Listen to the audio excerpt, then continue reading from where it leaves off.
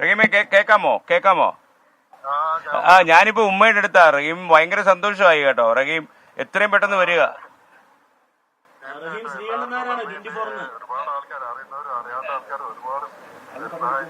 റഹീം ഞാൻ 24-ലെ ശ്രീകണ്ഠൻ നായരാണ്. റഹീമിന് മനസ്സിലായോ? റഹീമിന് വേണ്ടി ഞാൻ കുറച്ച് ദിവസമായിട്ട് ഇങ്ങനെ സംസാരിച്ചുകൊണ്ടിരിക്കുകയായിരുന്നു. ഉമ്മ പറഞ്ഞു 34 കോടിയായി, അപ്പോൾ ഇനി എത്രയും പെട്ടെന്ന് പ്രൊസീജിയറുകളൊക്കെ പൂർത്തിയാക്കി അവിടെ ആൾക്കാർ പ്രവർത്തിക്കുന്നുണ്ട് റിയാദിൽ തന്നെ. എത്രയും പെട്ടെന്ന് റഹീമിനെ നാട്ടിൽ കൊണ്ടുവരും. ഇത് മാത്രമല്ല, റഹീമിനെ ഉമ്മയുടെ അടുത്തുകൊണ്ടാക്കുന്നവരെ 24 കൂടെ ഉണ്ടാവും കേട്ടോ.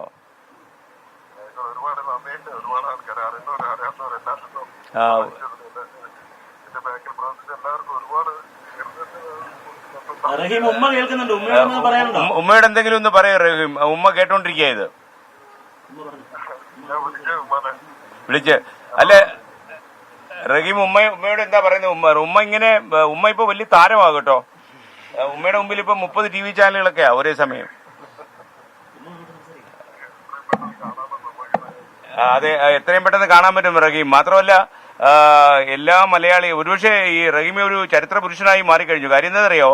ഇത്രയും പെട്ടെന്ന് ഇത്രയും കോടികൾ കേരളത്തിലൊരു ക്രൗഡ് ഫണ്ടിങ്ങിലൂടെ കളക്ട് ചെയ്യാൻ പറ്റിയ ആദ്യ സംഭവം റഹീമിൻ്റെത്. അതിന് പ്രധാന കാരണക്കാരി നമ്മുടെ ഉമ്മയാണ്. കാരണം ഉമ്മയുടെ മുഖം കണ്ടു കഴിഞ്ഞാൽ നമുക്ക് റഹീമിനെ ഇപ്പൊ തന്നെ മോചിപ്പിച്ചൂടെ കൊണ്ടുവരണമെന്ന് തോന്നും. അത്ര രീതിയിലായിരുന്നു ഉമ്മയുടെ ഇരിപ്പൊക്കെ. ഇപ്പൊ ഭയങ്കര ഹാപ്പി ആട്ടോ ഉമ്മ. ഇപ്പോ ഉമ്മയ്ക്ക് ഭയങ്കര സന്തോഷമാണ്.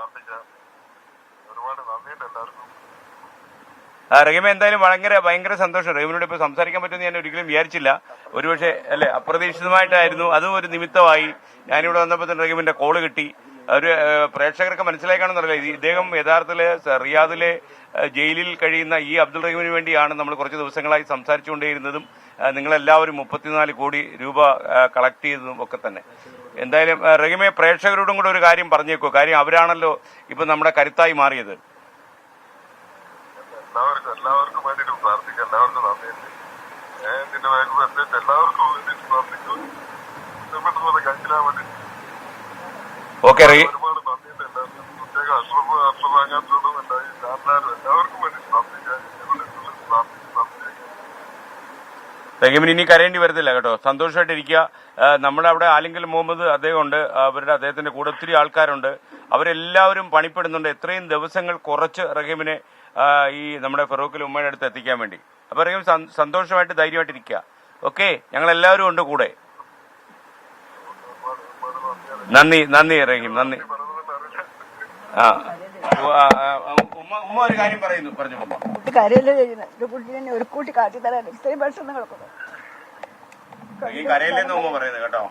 പെട്ടെന്നൊരു കുട്ടീന്റെ മുന്നിൽ കടിച്ചു തരാം. കണ്ടു കാലിരിക്കാനും വിളിക്കാനുള്ള ആരോട് പറയില്ല, എല്ലാവരും പറയുന്നത്. റഹീം സന്തോഷം. ഉമ്മ സന്തോഷത്തിലാ. റഹീം വിഷമിക്കണ്ട കേട്ടോ. സന്തോഷത്തിലാ. ഓക്കെ പിന്നെ വിളിക്കാം ഉമ്മ പിന്നെ വിളിക്കാം കേട്ടോ. പിന്നെ വിളിക്കാം. അസ്സലാമു അലൈക്കും. ഓക്കെ.